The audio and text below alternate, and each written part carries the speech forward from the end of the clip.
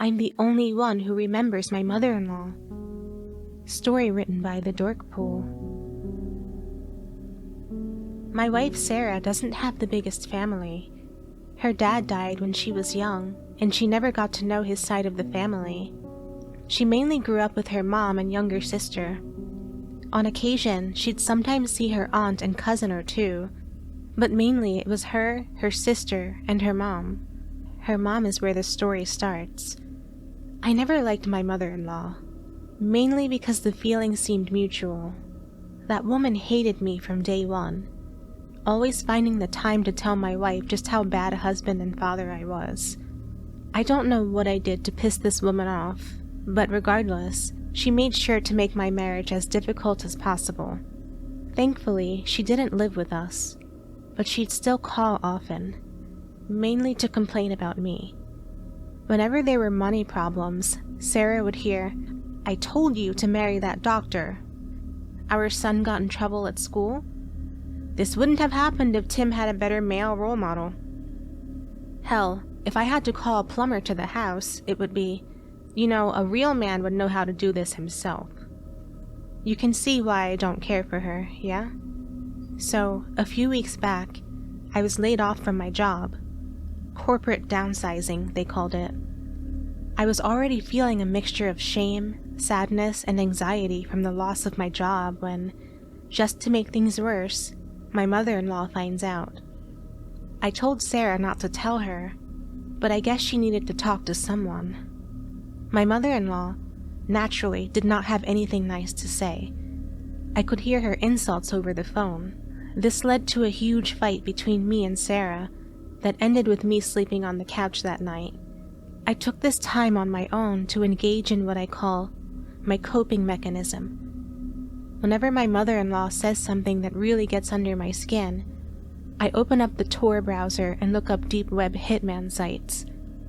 Don't get me wrong, I know they're all fake, but sometimes it's fun to imagine that I can find someone to take care of this big pain in the ass in my life. Of course, I had no intention of actually using them, even if they were real. It was all fantasy for me, or, well, it was. Anyway, while I was browsing your standard Albanian mafia murder for hire sites, I come across a new one. This one was different than the others. It didn't advertise murder exactly. Instead, the site said the service it offered was erasing. A blurb on the site said, "Have person who caused pain? Want someone go away? We will erase them. Every part. No trace left. Payment done after erasure complete. We are professionals." With the broken English, my guess was that the site meant to write kill, but ended up with erase due to a mistranslation. This wasn't uncommon. Most of these hitman sites weren't exactly written by native English speakers. However, what most of them didn't say was that they'd take payment after the job was done. In what would be one of the stupider decisions in my life, I thought, what the hell, might be a fun way to waste a few minutes, and made an account on the site. I messaged the guy running it, someone named Ruya, telling him I wanted my mother-in-law erased. Less than a minute later, I got a response. Give name, address, date of birth of target. First part done in 24 hours or less. Final erase done in 2 weeks at late. Payment done after erasure complete. I asked how much I'd need to pay. Payment done after erasure complete was the only response Ruya sent. Shrugging to myself, I sent Ruya the info on my mother-in-law. Thank for info.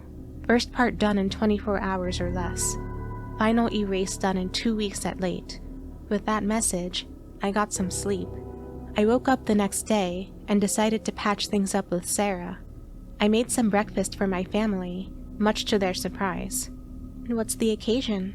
Sarah asked. "Just wanted to do something nice," I said. Unfortunately, we didn't have too much time to chat. Sarah had to get to work, and Tim had to get to school. Still, Sarah said, "Breakfast was good, honey, thank you," and kissed my cheek. She asked Tim, and what do we say? Tim, who was still chewing, said with a full mouth, "Thanks, Dad." Breakfast is good. Sarah and I chuckled. Let's talk after you get back home, okay? I told her. She looked at me with a bit of confusion, then said, All right, sure. And with that, the two of them left, leaving me at home to job hunt. I spent hours scouring Indeed and ZipRecruiter, sending out my resume to various companies. They say job hunting is a full-time job, and until that moment I had forgotten how true that was. But since it was my full-time job, I felt that after those few hours, I was entitled to a break. So, out of curiosity, I went back to that hitman site from the night before. Apparently I'd gotten a message. First part done. Wait, what? They actually did it? I felt a pit form in my stomach. No way that actually happened. Sure, I hated the woman, but I didn't want her dead. It's probably nothing. Most of these sites were scams, right? Still, I had to check. First thing I tried doing was calling her. While I usually hated calling her, at that moment, I'd have been truly relieved to hear her voice. Instead, I heard, "This number is no longer in service." The pit in my stomach was deepened. Something was definitely going on. I got in my car and drove to her house. As I pulled into her driveway, I noticed some odd things. First, her car wasn't in the driveway. Maybe she's gone out, I told myself. Regardless, I walked to her door, noting the overgrown lawn. My mother-in-law took very good care of her lawn. Just what the hell was going on? I knocked on the door. No answer. I walked through weeds and overgrowth, and looked through the windows into the house. It was empty. No photos, no furniture, nothing. It was like no one lived here. "Hey," said someone behind me. I jumped at the sudden noise, then turned around to see my mother-in-law's neighbor. He laughed at my surprise. "Don't worry, buddy. I don't bite. Guessing you're looking to buy this place, huh?" "I was actually looking for my mother-in-law," I told him. He looked at me in confusion. "Here?" he asked. I nodded. "Think you've got the wrong house, pal. No one's lived here for, well, as long as I've lived around here." Upon seeing my shocked look, he patted me on the back and said, "Hey, you're lucky. I wish I could forget where my in-laws lived." He chuckled at his own joke, and I laughed along awkwardly. What the hell had I done? By the time I got home, it was dark. Sarah was already home with Tim. "Where were you?" she asked. "I was, out," I replied. She raised an eyebrow. "Out?" I noticed Tim watching our conversation. "Hey, why don't you go in your room? Mommy and Daddy need to talk," I said. "Okay," he said. When he was out of earshot, Sarah asked, "What is going on?" I took a deep breath, trying to figure out how best to explain this. I decided on, "There's something up with your mom." "My mom?" I nodded. "I went to her house and she just wasn't there. It was like she was never there. How do you know my mom?" That brought me up short. Well, she's your mom. I met her when you and I started dating." Sarah had tears in her eyes. "I never knew my mom," she said. "She died right after I was born. Then my dad left and..." She took a deep breath, collecting herself. "You know this. What the hell kind of game are you playing?" I was dumbfounded. I had no idea what to say. My words trailed off, until I quietly said, "I'm sorry." She walked away in a huff. Guess that meant another night on the couch. I pulled up that website again, looking at that message from Ruya. First part done. I replied back with, "What the hell did you do?" Did first part. "I thought you were gonna kill her. No one remembers her except me." Not kill, erase. "Can you unerase her then?" "No. Erased is erased." Oh shit. Oh shit, oh shit. Oh shit. I had this woman killed. No, worse than killed. Erased from everything. What the hell was I going to do? Wait, think for a second. She's gone. No one remembers her. That means no investigation. No one will ever know about this.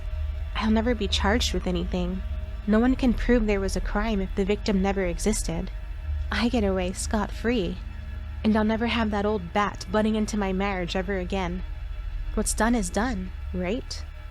Like Ruya said, she can't be unerased. Might as well make the most of it. Alright, I responded. How much do I owe you? Payment done after erasure complete.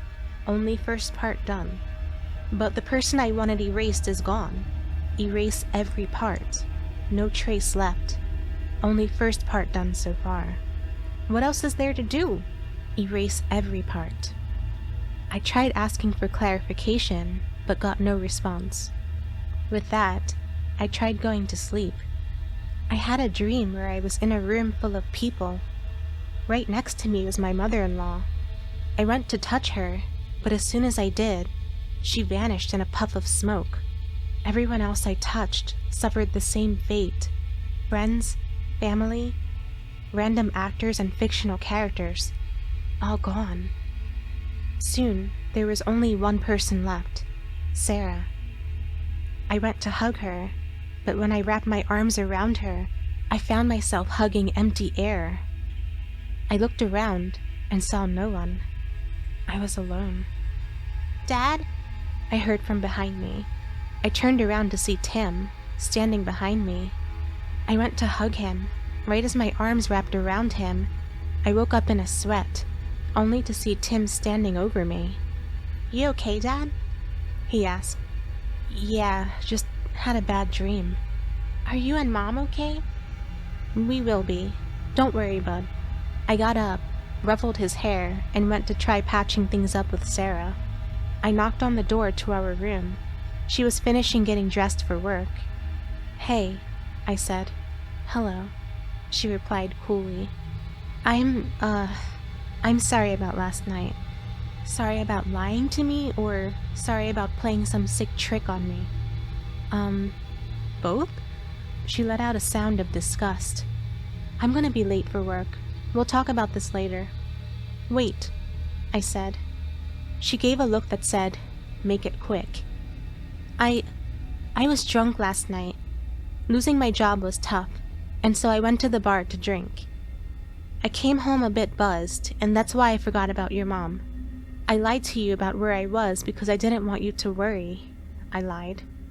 "You drove home drunk?" she asked. "I was only buzzed," I replied. She glared at me. "I won't do it again, I promise." "Alright, sure. We'll talk about this later. I need to get to work." And with that, I was home alone yet again. I went back to job hunting, and hoped like hell my marriage wasn't going to fall apart. I tried not to think about whatever Ruya meant by erase every part. Sarah and Tim came home, and my wife and I did end up having that discussion. We agreed that I wouldn't lie to her, and if something like this ever happened again, she'd take Tim and go stay with a friend. After that, things mostly returned to normal. It was honestly nice for a few days, especially since I didn't have to deal with my mother-in-law's complaints.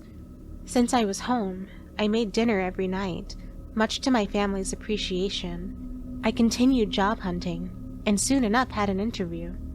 As I was getting ready for my interview, Sarah said, "Oh, don't forget, my aunt's coming over tonight for dinner." "Alright, sounds good. I should be back in time to make something for everyone," I told her. She kissed me. "Good luck."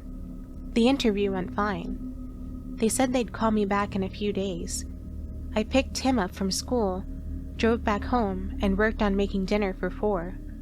Tim came in the kitchen and asked, "Why are you making so much food?" "Oh, we're having a guest tonight. Didn't your mother tell you?" He shook his head. "Well, your great aunt is coming over tonight. That means you got to be on your best behavior, alright?" Tim nodded. "Great. Now go finish your homework, okay?" "Okay," Tim groaned as he went to his room. I finished making dinner and got the table set up. Sarah got home and, looking at the places set for 4 people, asked, Are we expecting someone? Your aunt, remember? You told me this morning she was coming over for dinner. What are you talking about? She asked. I don't have an aunt. My stomach dropped. Erase every part. Did Ruya meant every part of my mother-in-law's family? Is that why Sarah doesn't remember her aunt? Sarah saw my worried expression and came to a different conclusion. You drank again, didn't you? She asked. No. Wait. I told you not to do it again, and yet you went out and did it anyway. Did you even have an interview today? I did, I swear. She held up a hand. Stop. I know you're lying to me. I can't trust you anymore. Please, I said, with tears in my eyes. You don't understand. You're right, I don't. But I don't think anything you say will make me understand. I kept trying to convince her that I wasn't lying, but it was no use. The truth is, I was lying, but I couldn't tell her the truth. If anything, the truth would only make things worse. So she took our son and left. I sat alone in an empty house and cried myself to sleep. The next day, I woke up to see Tim standing over me. Wait, Tim? I jumped out of bed and hugged him. You're back, I said. I never left, he replied. I let go of him. I thought your mom took you and went to a friend's house. He gave me that confused look I'd come to dread. My mom? I thought, he said, tearing up. I hugged him softly. I'm sorry, I just forgot. It's okay. I dropped my son off at school, and then called Sarah's sister. I didn't expect much, but I had to try. Hello? Who's this? She asked. Your sister's husband, I said. My sister? What the fuck is wrong with you? My sister died before I was born, you sick fuck. I hung up. I got home, pulled up the website, and messaged Ruya again. You erased my wife, I wrote. Erase every part. Erasing almost done. I didn't reply back. What was there to say? My son and I had a quiet dinner. The next day, I called Sarah's sister again. I'm not sure why. I guess I wanted to see if she was still around. This number is no longer in service. I wish I were surprised. I messaged Ruya again. You've got everyone. The erasing is done. No. Erasing almost done. Who is there left to erase? Erase every part. Oh God, there was one last part. Please don't do this. You've done enough.